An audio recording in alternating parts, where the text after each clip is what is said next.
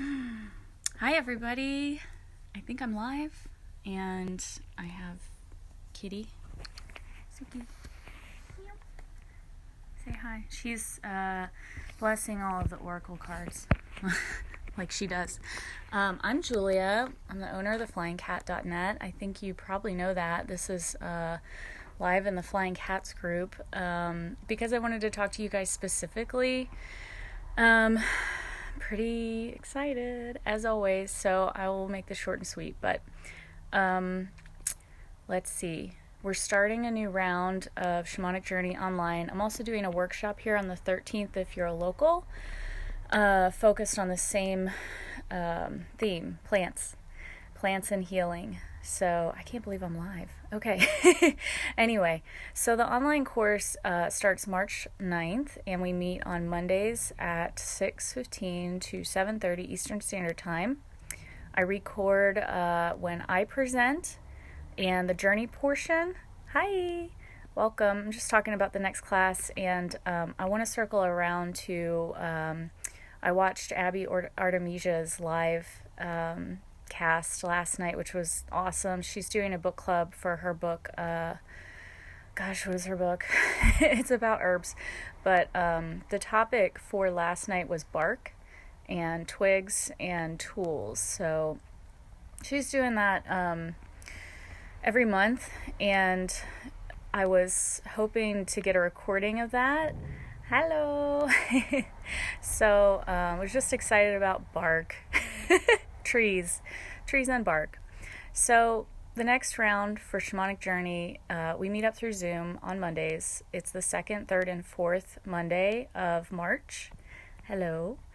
I record everything as far as my presentation and the drumming, so I do drum live for you. You can always listen to a track though if you need to.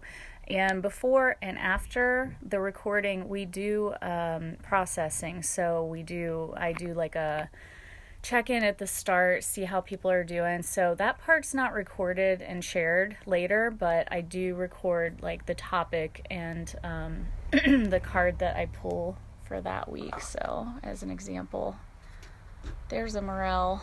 So the plant deck, I love this one. Hedge Witch's Field Guide, one of my favorites, hands down. So for this course, I'm asking people what their favorite tree is. I just posted that, and I'll share that in the group, and I would love to hear from you what your favorite tree is. The post has a picture of a weeping willow on it. I've always felt really connected to them. And so right now, the sap is rising. This is a great time to tap maple trees. And that sap you can drink. It's sort of like coconut water. There's a lot of electrolytes and good nutritious stuff in there. It's kind of cool that we have that at our disposal right now. If you're able to tap a maple tree, we have one sugar maple in the back. And you want to tap sugar maples. We went to an event last year. It was fun. Just because they have the highest content of sugar. So if you are literally making syrup, if you tapped like a silver maple or some other kind of maple, it would just take a whole bunch more of that sap to boil down to make maple syrup. Anyway, so I'm still and you're supposed to tap from the saints in between the saint days. So Valentine's, in between Valentine's and St. Patrick's Day. So we're halfway there, and I am biting my nails because we have one sugar maple in the back that things are just so busy that we literally haven't had a chance to tap it yet, but hopefully we'll get to it. Anyway, so I'm talking about trees because it's just an awesome time for that. Everything's really subtle as far as the physical right now, and looking around, there's not a lot of leaves. There might be some buds pushing up. You might see little crocuses and snowdrops and things like that, which are awesome, but kind of rare, sort of, depending on where you live. I'm in an urban environment, so seeing those signs, they're everywhere if you just look for them, but they're subtle right now. But that means that the energy of things is budding chaos right now. So this undercurrent of fire, rising, but it's in you, it's in me, it's in all of us too, like this kind of maybe uncomfortable or sort of chaotic or uncertain feeling, which is maybe like a standard. It has been for me for a while, but constantly, we're always transitioning anyway. So this time is extra transition-y, especially with our Mercury and retrograde kind of thing. There's just a lot of compounding factors energetically, but right now, as far as like between Imbolc and equinox, is a super intense time in the invisible way, because it's like right before giving birth. If you are a mother, like those contractions start, and in like when you're walking around from here on out, if you're around this area, we're in Cincinnati-ish. Usually there's some winds that come sweeping through in the spring, and it can be a real dangerous time, like literally can knock old limbs and trees that are weak over onto things. That happens, right?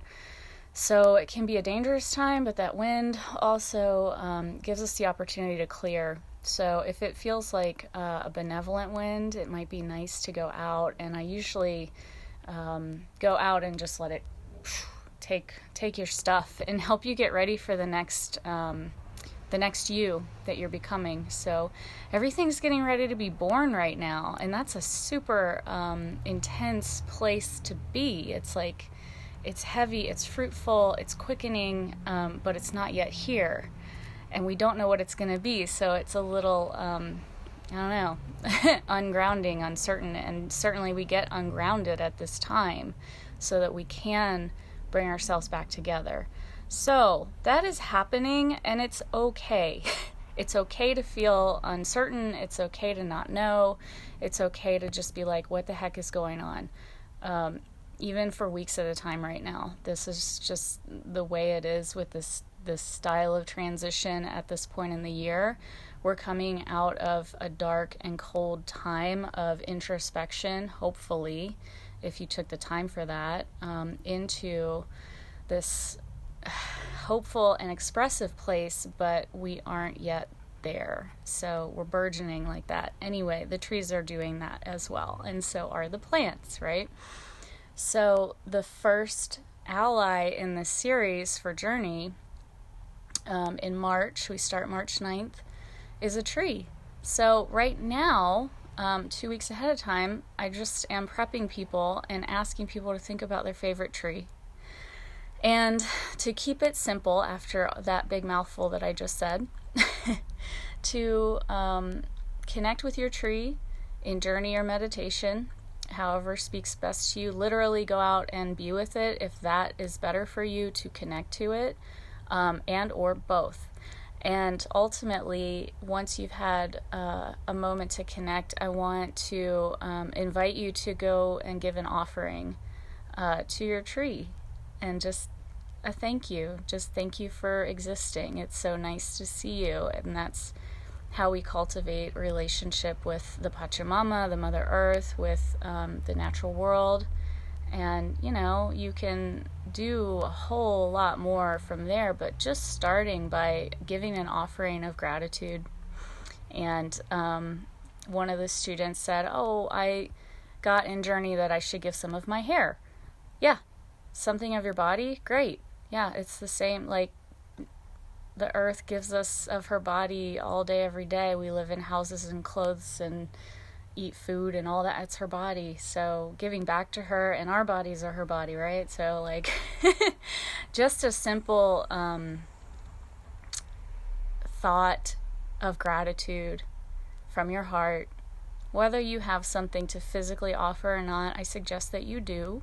Take something, cornmeal or a plant ally, if you work with something like lavender or lemon balm or an herb that's safe. Tobacco is always an offering that gets used a lot, and my teacher, one of my different teachers, but after having used tobacco for a long time, through ceremonies and things like that, and learning how to do that, which was wonderful, I had another teacher that would say, be cautious about how much tobacco you're putting down at a base of a tree or at a special spot in nature, just because that disrupts the ecosystem, like physically. Like, we can go in with good intentions, but like if you're a plumber and somebody needs an electrician and you have good intentions, that doesn't mean that you can fix the problem just with good intentions, right? That's, again, another teaching from another teacher, but just that kind of thing. Like, just, it's not all in spirit realm. We have to be in physical realm too, walking in both worlds like that.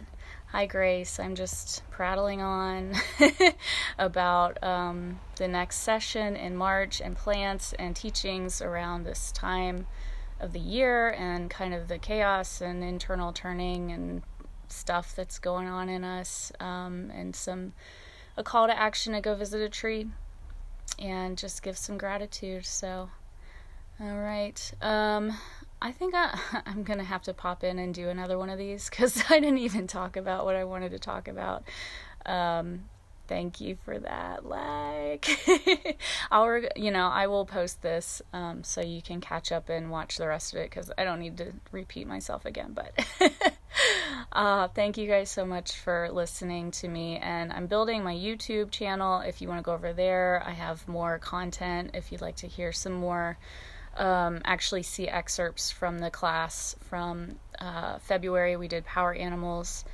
I got a lot of plans in the works, so I will stop there. Just go visit your tree or think of your tree or connect with your tree and tell me what your favorite tree is.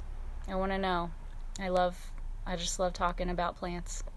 Thanks, guys. Talk to you soon. Bye.